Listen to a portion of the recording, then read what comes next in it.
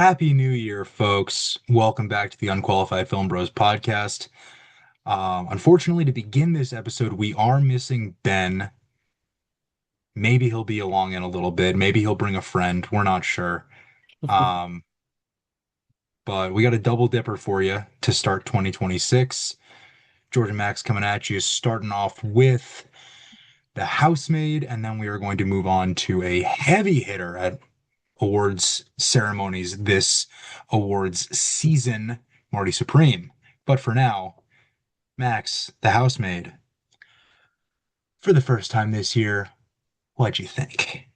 Welcome back. It's good to be here. Thank you very much. The housemaid. I gotta ask you this before I get your thoughts. Sure. If we had done, or if you had seen the housemaid before we did our year-end episode last week, would the housemaid have made your list?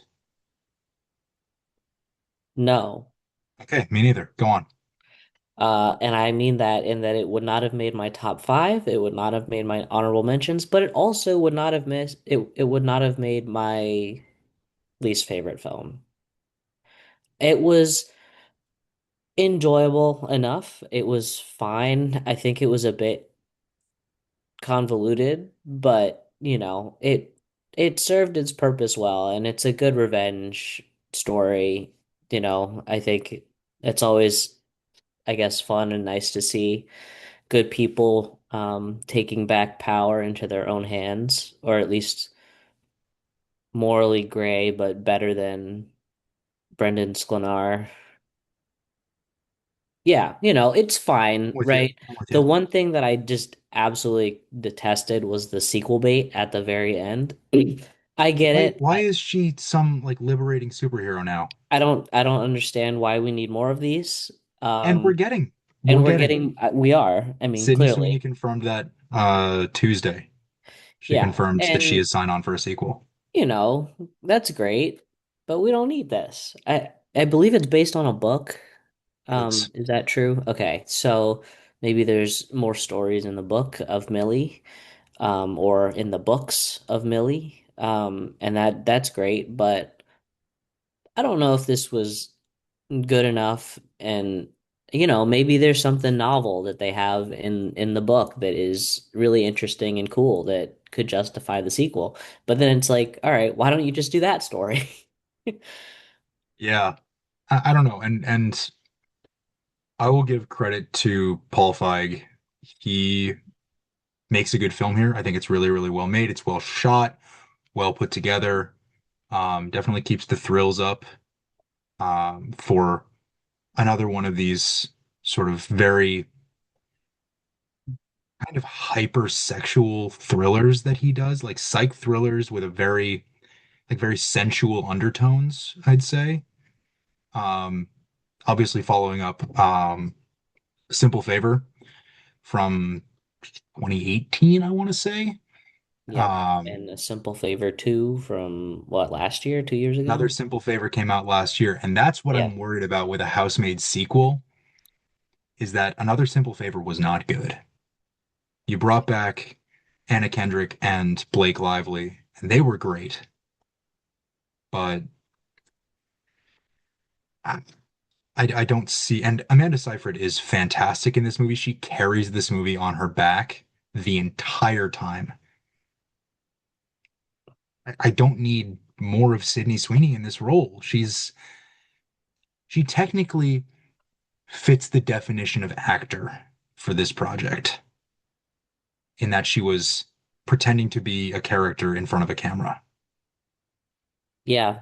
The best part was when she had him locked in the room and she got to play a little psycho. And like that was fun. That Yeah, was the most interesting part of her performance, in my opinion, at I least. no, I agree 100%. Millie was kind of, even though we knew some of the backstory to her early on in the film, we kind of got a one note performance until that scene that you're talking about.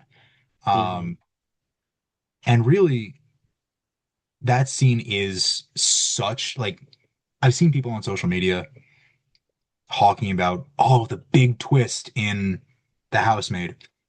if y'all didn't see that coming, you're nuts. Yeah, I don't know what we're watching if you didn't see every single twist happen. It's like, oh, Amanda Seyfried is not the bad guy. Oh, okay. Wow. Yeah. Shocker. Oh, I okay. mean, we're getting this. I mean, the only way that the true nature of Brendan Sklenar's character was sort of telegraphed was when he complimented his mother on her haircut and not having any roots showing, which looking back, all right, that's a fun little tease for what the psycho underneath his surface is. Um, but then when it actually happens, first of all, there's no other like real setup for it. I, you know it's coming because it's there are three main characters in this film, and one of them has just been written out of the movie, Yeah. basically at that point. Yeah. Um, but there's almost no setup to this psychotic turn that he takes. And then he kicks out Nina, Amanda Seyfried, and starts shacking up with Millie. And suddenly, in their first or second scene as domestic partners, we'll call them, uh, she breaks the family heirloom plates, and suddenly he's this psycho cut yourself monster. Yeah. And, I think it's set up in the sense that none of this is like difficult to parse through. We said it at the top of the episode. We saw every twist coming. So of course he was going to end up being the main antagonist of this film. Y- That just was obvious. So there didn't really need to be a setup, but that kind of is like the more interesting part, I guess. I don't know. If that's what they are going, I don't know. It If just didn't you work. if you didn't see it coming, and from again the chatter I've seen on social media and people's TikToks and Instagram stories, a lot of people didn't see it coming.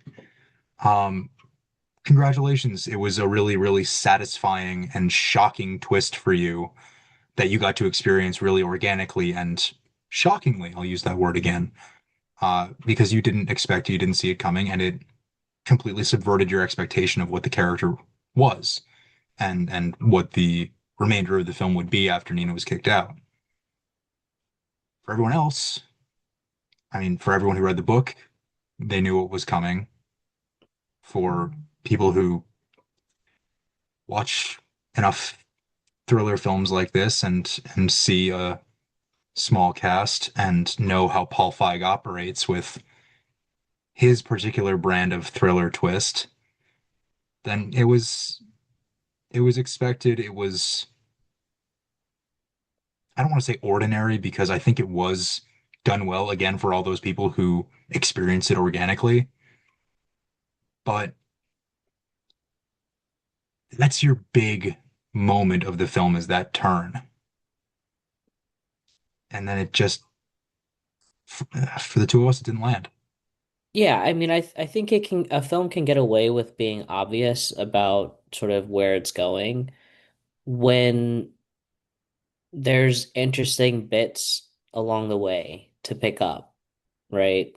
I think if it was just so direct, right? Like it just sort of became obviously untrue that this guy is the perfect saint that everybody in town thinks he is, because they keep harping on it. They keep saying that every 5 to 10 minutes in whenever he's Every mentioned, basically. new It's like every new whatever neighbor that yeah, that it's like what Millie an angel meets. this guy is for putting up with Nina and everything. And I guess that is okay to telegraph it, but I think mix it up and make the breadcrumbs a little bit more interesting for the audience. If you're not really going for shock value with the twist. And I think,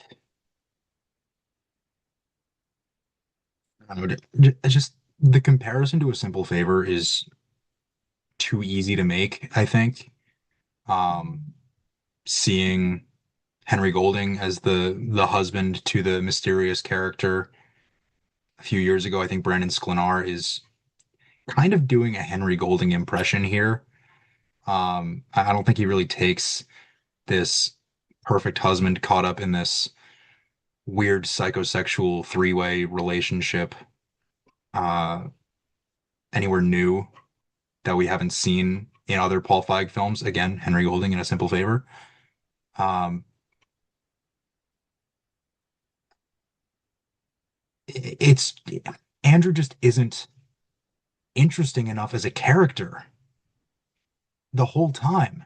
And I think what you're talking about with this film being so direct with everything is that Brandon Sklenar doesn't make Andrew compelling enough in the first half of the film before the turn where we as an audience really care about this betrayal. Yeah, I mean, we know about his weird relationship with his mother at that point, but That's that's that's kind of been one it. scene. And it's like, all right, they're rich and they're a bit aloof and out of touch. And, you can chalk it up to maybe thinking it's just bad writing of a rich person, but they kind of get the general idea that they're not really in touch with what normal people are like and everything. And like that is definitely an important part of this film, is how rich people talk about what they call the help so many, like five or six different times in this movie. Um, and I think I mean, that's important to think about, but that's kind of what I was thinking when when I saw the scene between Andrew and his mother. It's like, oh, they're just a little weird. Yeah, that's fair. I want to go back to what you were talking about and what I was talking about a minute ago about the film being really, really direct and just spoon feeding us basically everything. Hmm. Um, the what I think the trailer did really well was giving us the first 5 minutes of the film and then bits and pieces that do not connect really whatsoever from later in the film just to build up enough intrigue that we would want to do it on the pod. Hmm. Um, that being said, having seen the trailer and then having seen the first 5 minutes of the film and knowing everything we need to know about Millie right away, that also takes away from some of the intrigue of the mystery in this thriller for me. I think learning more about her background and the having gone to prison and what her family situation has been and the murder, like they did a good job withholding the murder from us, that she, you know, beat and murdered a rapist off of her roommate in school. Um, but and maybe part of this has to do with Sydney Sweeney's performance, but Millie as a protagonist, as a lead, is not someone I find interesting enough to latch on to as a viewer. Really, the only character I feel is really worth watching in this film is Nina, is Amanda Seyfried. Sure. Because And the performer is acting her ass off. Amanda Seyfried, I will say it again, carries this fucking movie. yeah, she's the only one acting in this movie. Right. I will say the one scene towards the end with Brennan Sklenar and with the blood on his face right before he goes over the railing, that was pretty good. That was some of his most interesting work in the movie. It felt very Because much he's at like a it's his Batman audition. yeah, I got you. Um, but yeah, I mean, for a performer, that's what you have the most fun with, right? As an Yeah. actor, when your character has nothing to lose and you are this psychotic monster and you're allowed to just have free reign and be as crazy as your director will allow you to be. Yeah. And a lot of times directors will say, you know what, just go all out and Yep. be as big as possible, which is as a performer is awesome to hear. Mhm. And he does in that scene.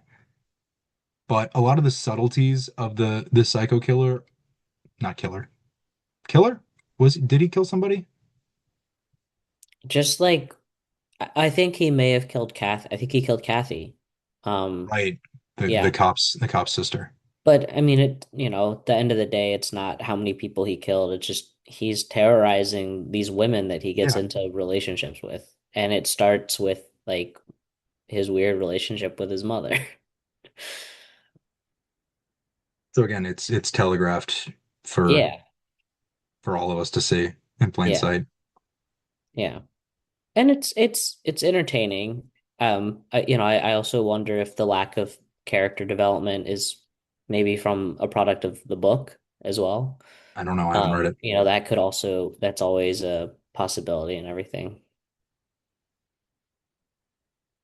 I haven't read it, but Yeah, I mean, it's a good story. I Mhm. think Paul Feig picked the project well. I think obviously capitalizing on the star power of Sydney Sweeney right now, controversial as she may be, um, getting an established name like Amanda Seyfried and someone who is very popular in Brandon Sklenar as your three leads in this project, ensured it was going to do well. The film has succeeded at the box office. Critically, it's doing okay. It's not Yeah, getting panned like it some other Sydney Sweeney products. and it's not a bad movie. This is by far a more entertaining film than what was it? Uh, Madam Web, no, the other one, A the Simple Favor. Americana one. Oh, yeah. Well, again, Americana. We just talked about it, what, 4 months ago, 5 months ago? Yeah, Sydney Sweeney is the star of that movie, like she is here. And yet her co-star in this movie, it's Amanda Seyfried. In Americana, it was Halsey, completely outacts her in every single scene. yeah,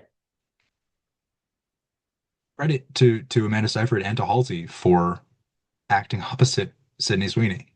yeah. I mean, I think Sydney it's Sweeney is it's not, exactly what we should have expected from this movie, I think. I yeah, don't think there was anything that surprised me about the quality or the plot beats or anything. It was entertaining. I'd watch another one just because I mean I'm sure it'd be yeah. fun, but I wouldn't need to rush out to the theater to see it. And depending on the week, I don't know if we would get it on the pod schedule. I would be okay not doing it. Like It I will I would come to doubt that the it will come sequel to would the be better. conversation. I would with the Simple Favor movies being the blueprint, I would say with some confidence The Housemaid 2 would not be as good as this one. And I gave this one 4 out of 5. I thought by and large it's a well-made thriller.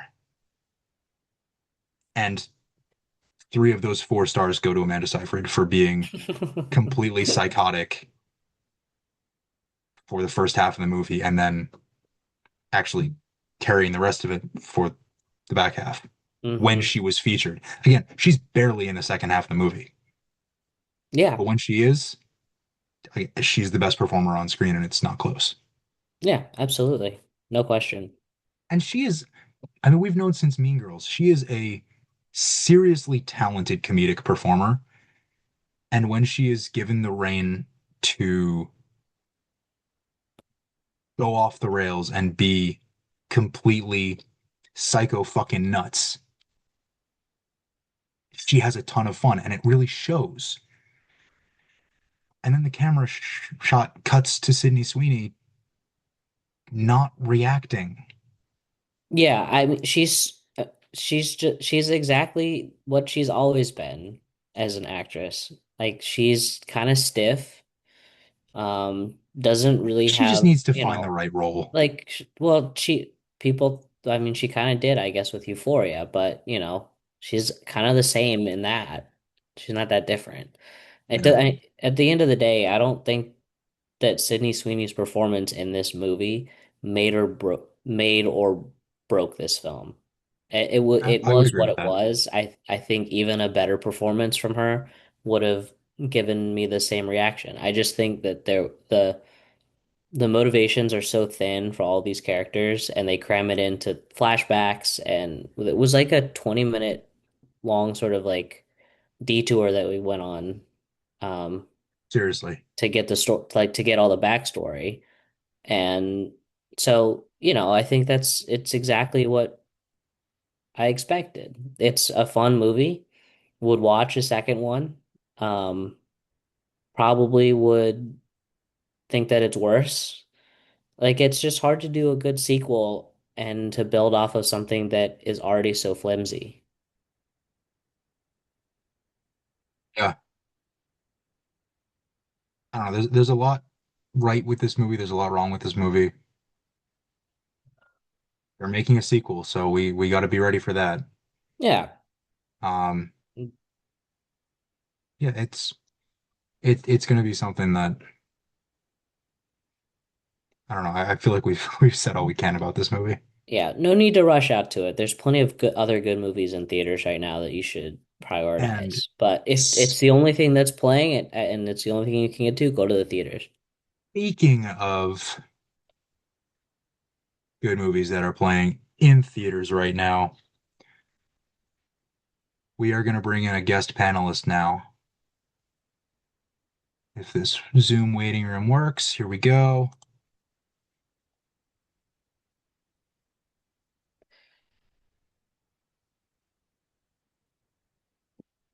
There's my guy, Max, TJ Max.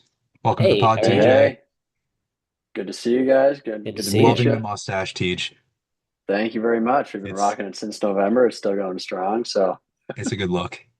yeah, been Um, letting it run for a so little while. so TJ is joining us now because he texted me right after he saw Marty Supreme saying that it is A plus. So TJ, as our guest panelist, I'm putting you on the spot here. Why is Marty Supreme an A plus?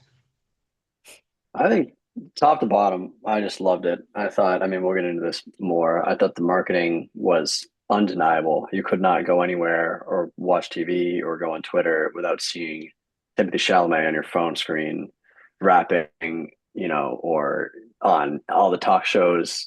Marty Supreme, Christmas Day, go see it. Marty Supreme, Christmas Day. So it was, the definitely in the zeitgeist. And then just going to see it. It's one of those films you can't help but smile the whole time. It's sharp, it's articulate, the characters are just awesome. uh yeah, I thought it was really, really great. Next, how about you? Yeah, I thought it was great too. I've seen it twice now. I just haven't I went to see it with my parents on Christmas Day, and I took my girlfriend the other day, just to because I wanted her to see it and kind of experience it. Um, and I think I liked it more the first time coming out of the theater. And I think the reason I liked it more is because I think part of the experience with watching this film is watching it white knuckling the armrests in your chair and kind of figuring out what the hell is going on just as the characters are.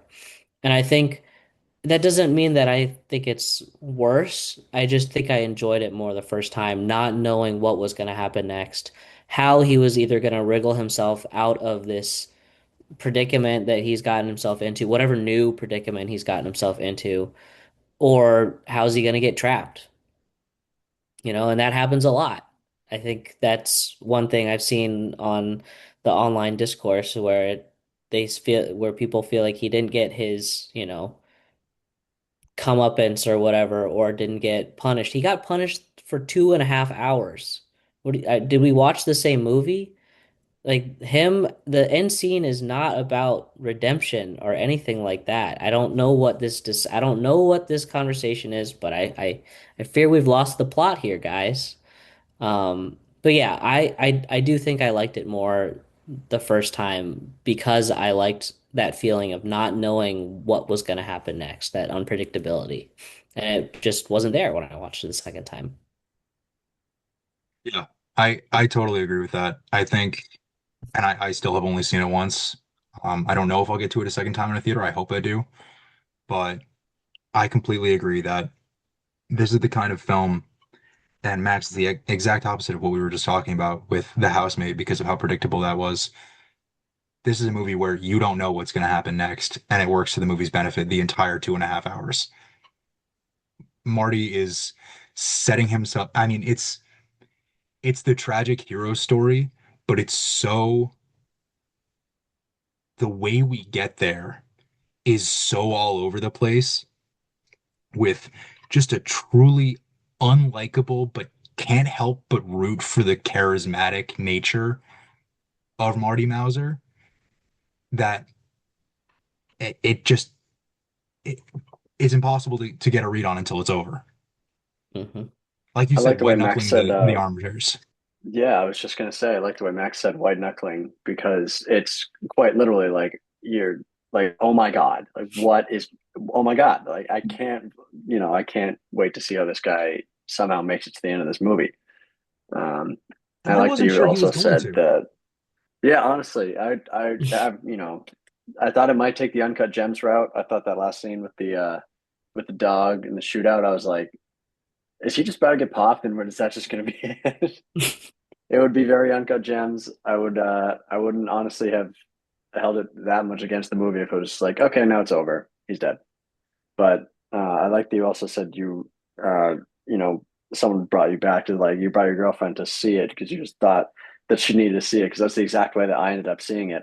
All of my roommates, my brother ended up seeing it on their own, and then it was just that my roommate was bringing his girlfriend for the second viewing. That I'm like, I'm there. I'm going with you guys. So it's definitely like the vibe to see it apparently, and then be like, I need to show this to someone else because they need to know. Yeah, it's indescribable. Like it's so hard to tell someone what the movie's about. Because it's not Yeah, just about one thing. Like Mm-mm. the way it's marketed, you might think Timothy Chalamet plays an up and coming ping pong star. It's so much more than that. This is this is crime, this is comedy, this is drama, this is Religious persecution. I mean, it's so yeah, rich. there's a dog in there. There is a dog. what do you guys There's a take on the bowling dog alley at guy? one By the point. way, just as a plot point, like I know Max, you said you've seen it twice now. By the end of the film, I was fairly confident the dog guy was mob oriented in some capacity because he had all that money and he was willing to go to to that end to get his dog back. But he just seems like this old man at the start, and you forget that he had a duffel bag full of money for no reason until the guns come out, and you're like, Ah, shit. whoa. So that was just the decision that I made upon seeing the credits roll. But I'm wondering when you guys, what conclusion you guys came to about that. George. Yeah, I think that's probably where I came down on it too, that there was some Jewish mafia connection for him. Obviously 50s New York was not, I mean, there is still organized crime in New York today, but it's not what it is today in the 50s. Organized crime was significant in the city at the time. So it's not unreasonable at all, I think, to get that perspective on that character. I don't think when he shows up, we expect him to have as big of a role as he does. I certainly didn't. Um, as soon as the entire shower falls through the floor and crushes his arm and nearly kills the dog. Thank God it didn't kill the dog because then there wouldn't have been a rest of the movie. I thought that was going to be it for him. And then the dog ends up being a major, major figure in the rest of the film. And that brings along the owner. So we get sort of and maybe this is just a Josh Safdie thing coming over from Uncut Gems, but we get the sense of this like almost like Adam Sandler in Uncut Gems. I'll say again, the tragic hero who will go to whatever ends he needs to just make it out alive and get himself to the next step and figure it out from there. I think Marty demonstrates a lot of the same qualities, but again, the parallels with the idea of some criminal organization behind the scenes of one or more characters is undeniable. Yeah, I agree. I don't have really much to add to that. I mean, I think it's interesting the dog's name is Moses as well, you know. Um, Great but name for a dog. yeah, There's a good dog name. yeah. So I got a question for you guys. I was going to save this one, but because Uncut Gems has come up twice now, I want to bring it up. Uh, I texted this to George the other night, and I knew that I wanted to save it for the pod. And it's that, when I first watched Uncut Gems, it's obviously a very similar film in the general vibe. The dialogue is breakneck pace. The characters are lovable, but flawed, seem to be playing their own, all elements of their lives against themselves and sort of are making their own bed for the course of the movie. And you're just kind of waiting for them to have to sleep in it. But we end up in two very different places. And honestly, I'd say that Marty Mauser and Howard Ratner are two very different characters in the way that the audience views them.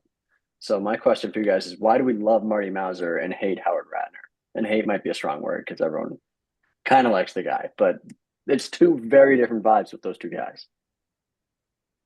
I think it comes down to charm and charisma, and not just of the performer, because obviously Adam Sandler has been charming and charismatic in plenty of roles, and I think there is a certain level of that to Howard Ratner in Uncut Gems.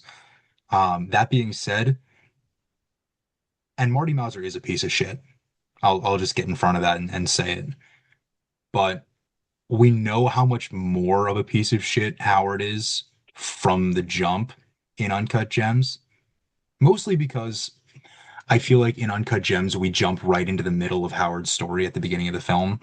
We don't really get any sort of setup to who he is. In Marty Supreme, we get the shoe salesman trying to make it to the next tournament, even early on, trying to get to London right at the beginning of the film.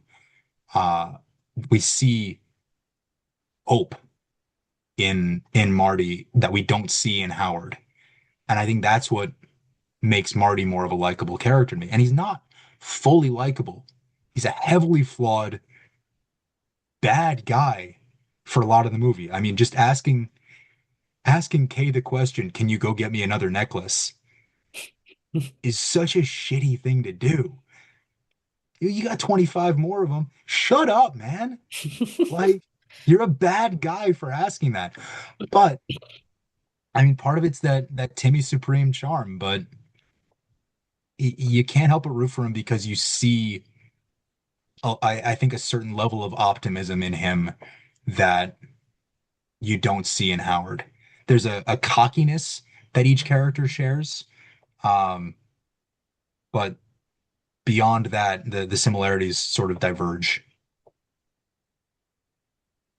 Yeah, I also think it's easier to root for like a sports figure character who's a dick but is in theory earning and getting his money in more above board ways.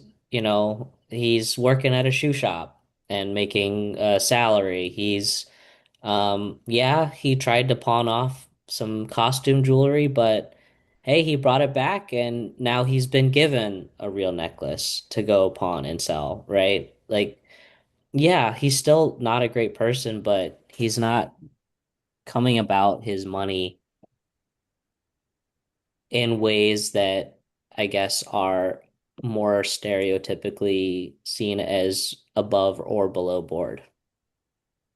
Howard is unredeemable, and ultimately that's why he can't end his film breathing.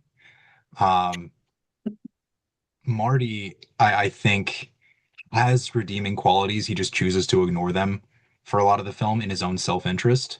Yeah. And not even the relationship or the fact that he just became a father for the first time is what I think saves him from his fate in this movie. But I think just that relentless optimism that he has that he's gonna make it. even if literally the entire story around him is crumbling, he says, no, I got to do this. I got to make it to the next, to the next, to the next. That's Hmm. something I personally can relate to, and I think audiences by and large can as well. Yeah. I love both those answers actually. It's funny. I had some notes written down and you guys hit like two of the three of them.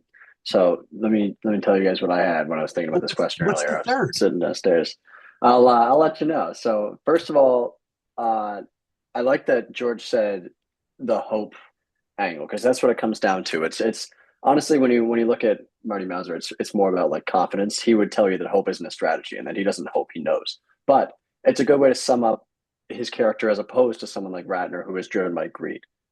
I wrote, while they both spend the majority of their time in the movies searching for money, Marty feels like it, when Marty's searching for money, it's never that he just wants the money. He wants the money as a tool so that he can get to Paris, so that he can get to Japan, so that he can get to greatness, which is his end goal. Where Radner's just he's just trying to get money and pay people off the entire movie.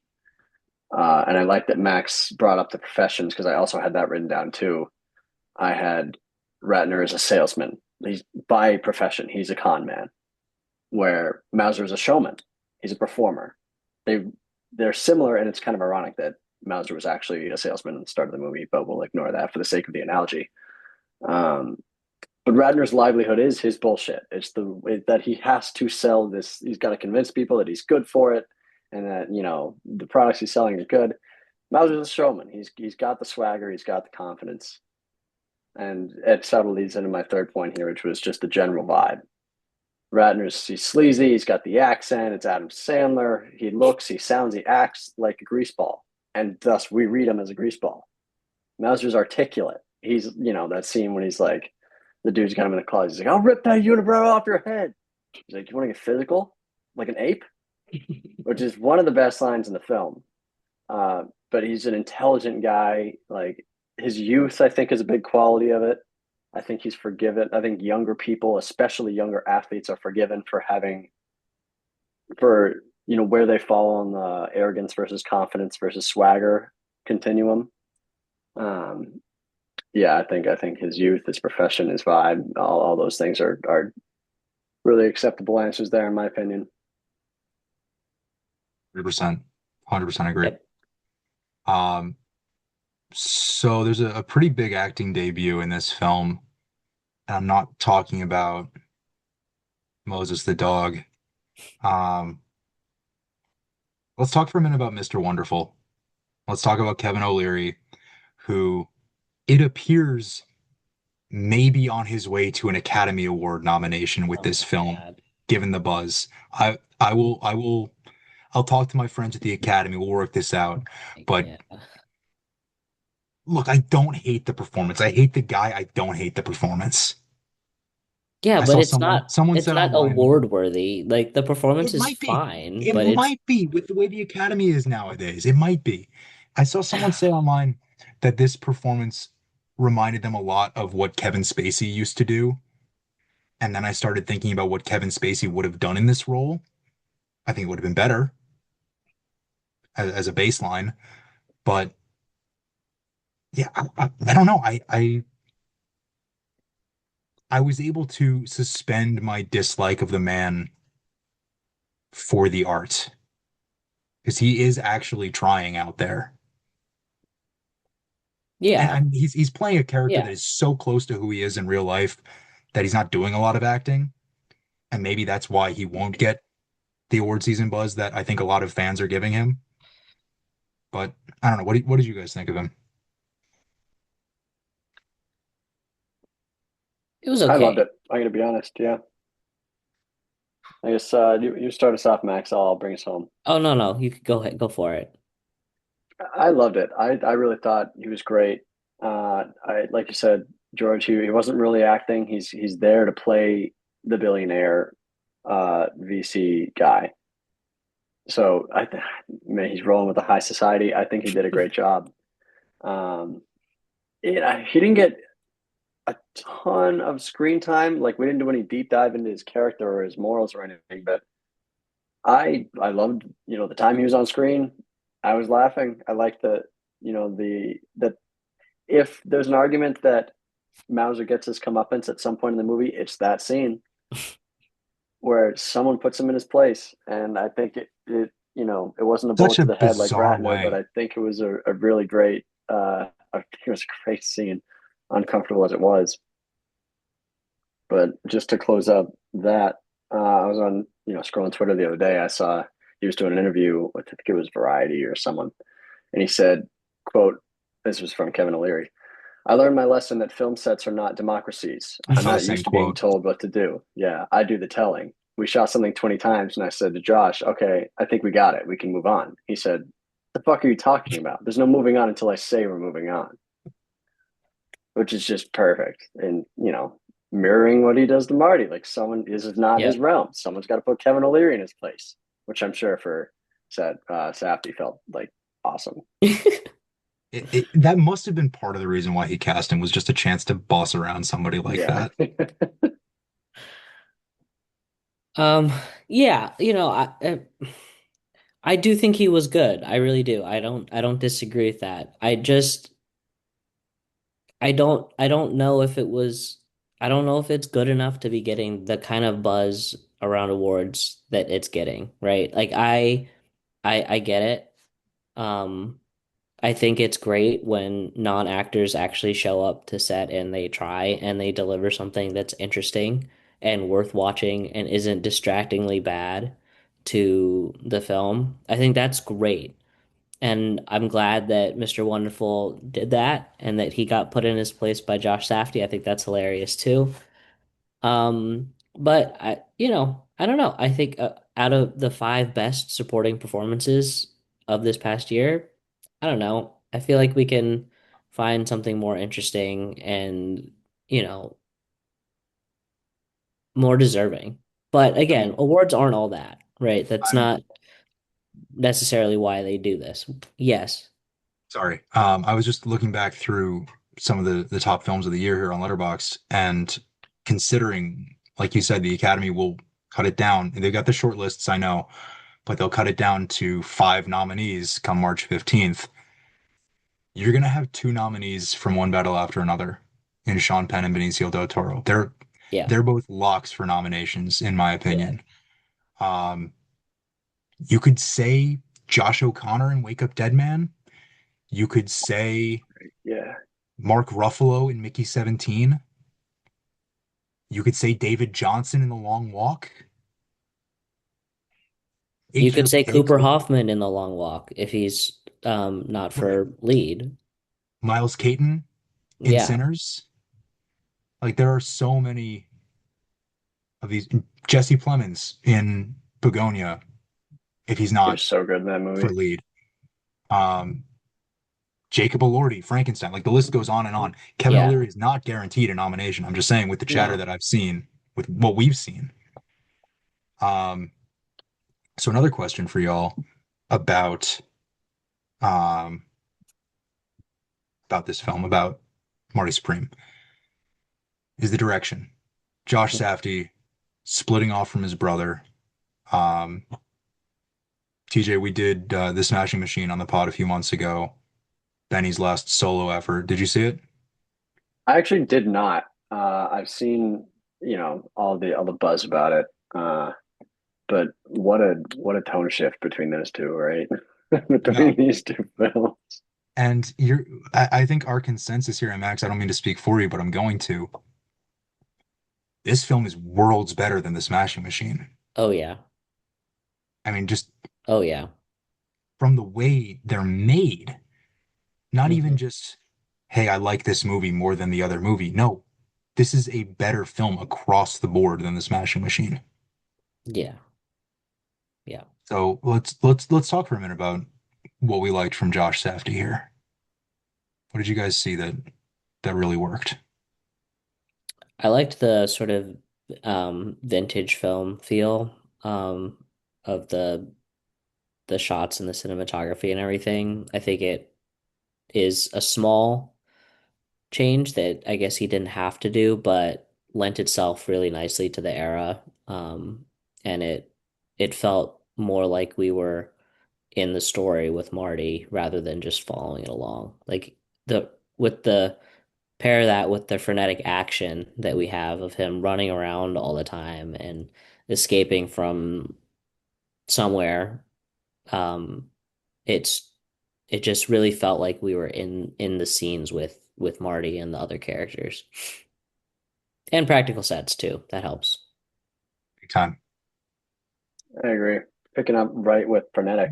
It's for me, it's the dialogue with both this and I mean, again, similar vibe, Uncut Gems, but it's the dialogue. It's sharp, it's snappy, it's quippy, it's it's well written. Uh, I think it fits the tone of the film. Characters are talking over each other. Chalamet is the ultimate, king of the quips. He's always got something to say. He's always got the final word.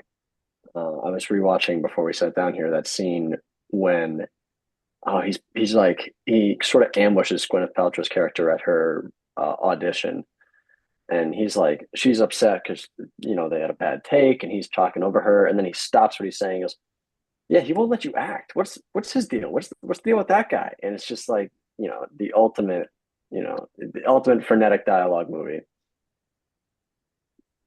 Yeah, 100%. Um, I think on top of all of that,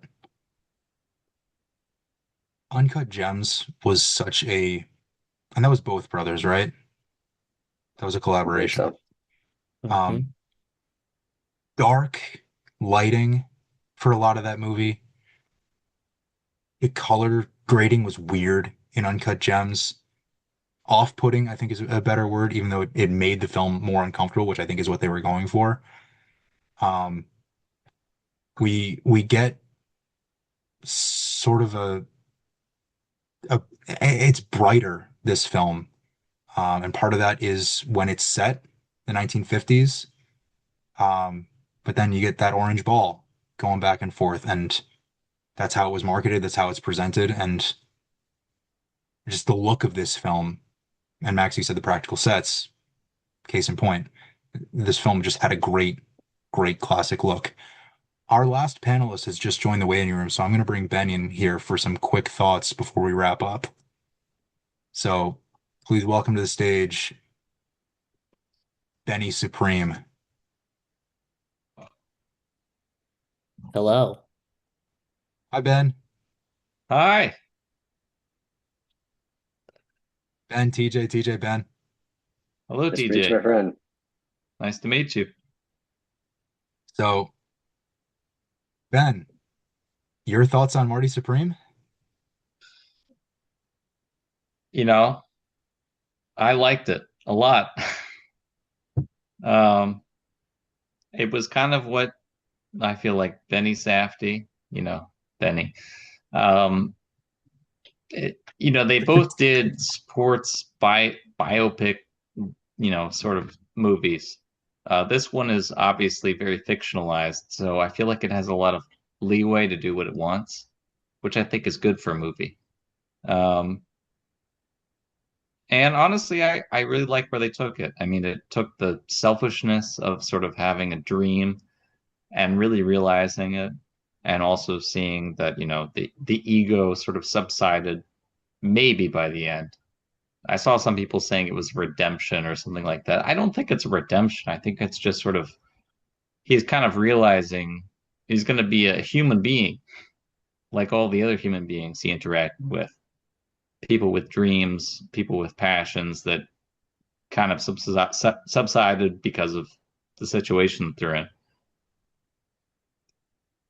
But who knows? I mean, I really like the way that they took the whole idea of some strange obsession. I know it's based on this Marty Reisman guy, but this is its own character. I know it has some similarities, but it definitely is its own character.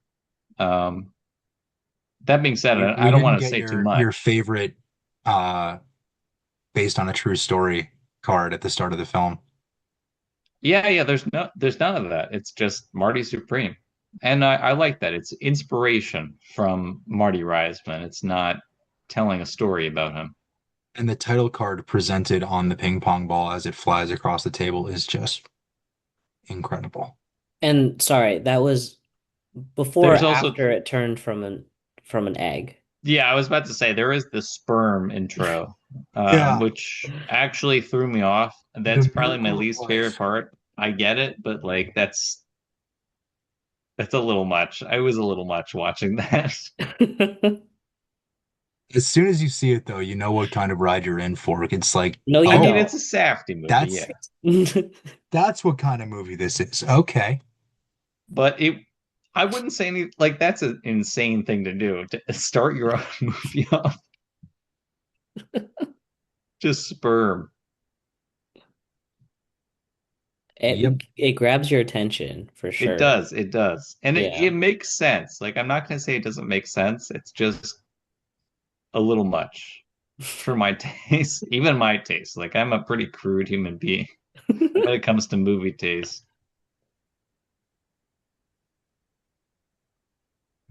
Yeah, this is. I was having conversations with my coworkers earlier today. Put this up there with Sinners in One Battle After Another as Absolutely. the For me, heaviest contenders as film of the year. I still think it should go to Sinners, but I mean, the performances in this, mainly from my boy Timmy Chalamet, um, I they're thought you were great. going to say Kevin O'Leary. Kevin O'Leary is great too. He plays himself, but it's pretty fun. You can tell he put his all into the spanking. I love that they're like, "Hey, Kevin, we're looking for an actor to play a really rich asshole, and we were thinking that you would be the perfect guy." It's funny because if they hadn't cast him in that role, and we were talking about this, Ben, before you hopped on, if they hadn't cast Kevin O'Leary in that role, I can guarantee the casting notice would have said a Kevin O'Leary type. Or somebody Because like that's who the anybody on character Shark is. Tank. But I mean, it's perfect for Kevin O'Leary, who's Hello, known for his Sharks. snarkiness. Today I'm bringing to you the orange ping pong ball. Because Yeah. Mark Cuban can kind of be like nice sometimes. I mean, Mr. Wonderful is always terrible. Right. I got his It's a nickname. great casting choice. It's kind of brilliant from him to ask him out of the blue, even when he didn't he didn't audition or anything. It's just like I need Kevin O'Leary. This part demands Kevin O'Leary, and he's perfect for it. I think that's great.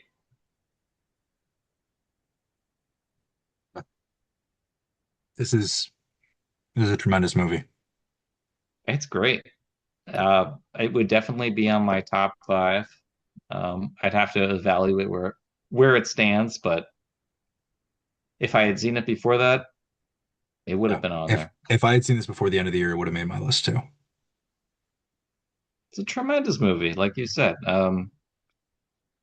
I really loved Is that just what how much. 2026 is going to bring for us, Ben? You're going to agree with me? Well, I'm glad that you enjoy good movies. That's all I can say.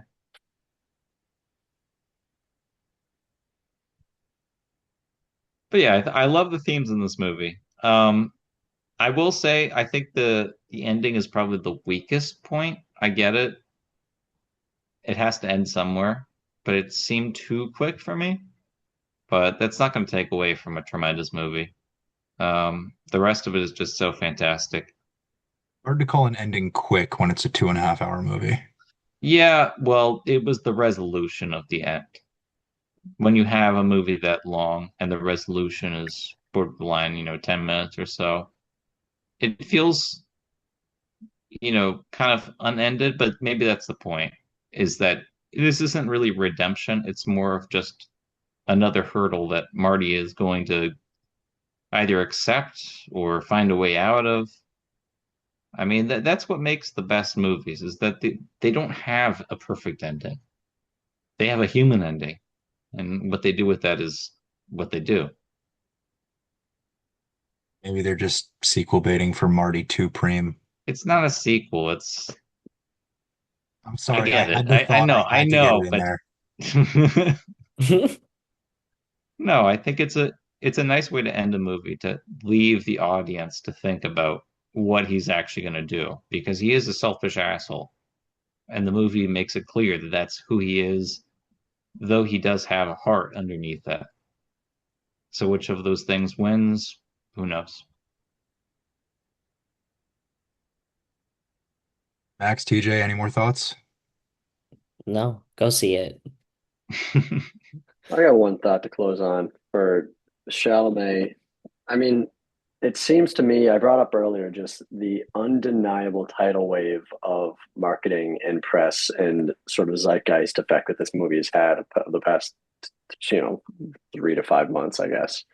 Uh, I was telling the guys earlier, you can't go on social media, you can't watch TV without seeing the clips. Timothy Chalamet's everywhere promoting this film. You can't, the orange ping pong balls everywhere. He's actually on the Wheaties box now, which is hilarious. Uh, and it sort of reminds me, we know Timothy Chalamet is a sports fan, and it's interesting to see him sort of lead his own narrative for the best actor, like an athlete would control the narrative for their own MVP in their, respective sport. And walk with me here for a moment. He was accepting his best actor for a SAG award for A Complete Unknown.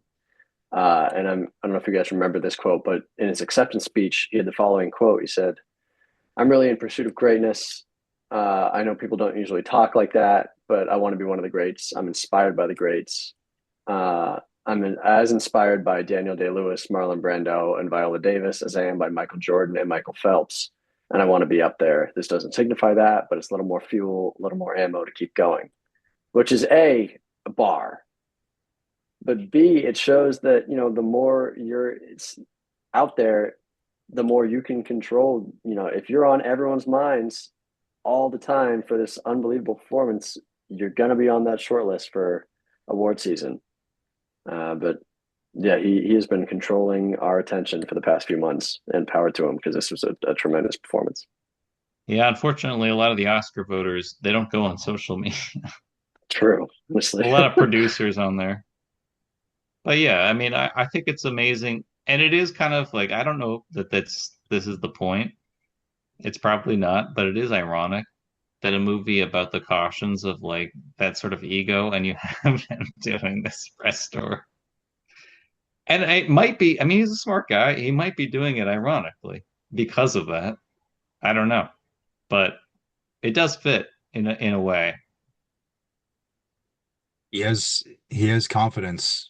Chalamet has that confidence that I think he's able to lean into to play Marty. Yeah, I mean, he definitely has confidence. I don't think he's that type of asshole, but obviously there are things that resonate with him.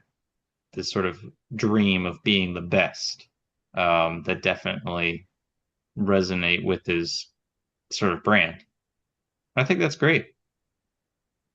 I mean, it doesn't come off to me like an asshole thing. Like Marty is obviously an asshole, but to me, there's a much more of a holistic thing with him, which is that he honestly wants to be the best. He's not throwing people under.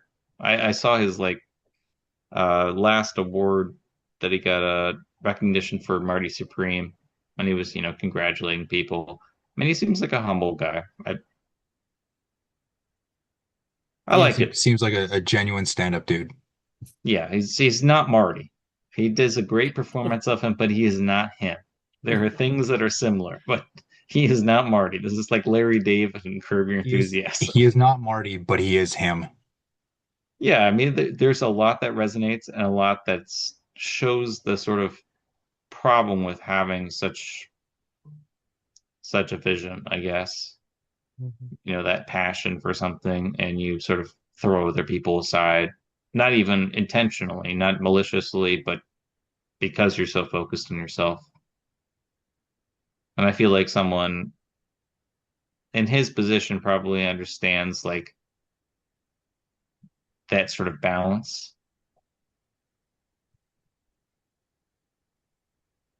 Yeah. Yeah. So we want to thank TJ for hanging out with us tonight. Lent a lot of great conversation to this discussion. Hope to have you back again soon. In the meantime, if your choice is between The Housemaid and Marty Supreme, we How hope was you'll the choose. housemaid? I didn't see. It was fine. Watch the first 25 minutes of the episode. You'll get the gist. All right. Um, choose Marty Supreme, and then choose it a second time so that you can show somebody else and get their reaction. Um, so check out those two movies in theaters right now. And welcome to 2026. Support your local movie theater, ban AI and filmmaking, and watch some good movies. We will see you. What are we doing next week? Hamnet? Ooh, yeah, think so. All Probably, right. Yeah. depending on if it's streaming or still in theaters anywhere. Probably Hamnet next week. So have a good night. Happy New Year. Happy New Year.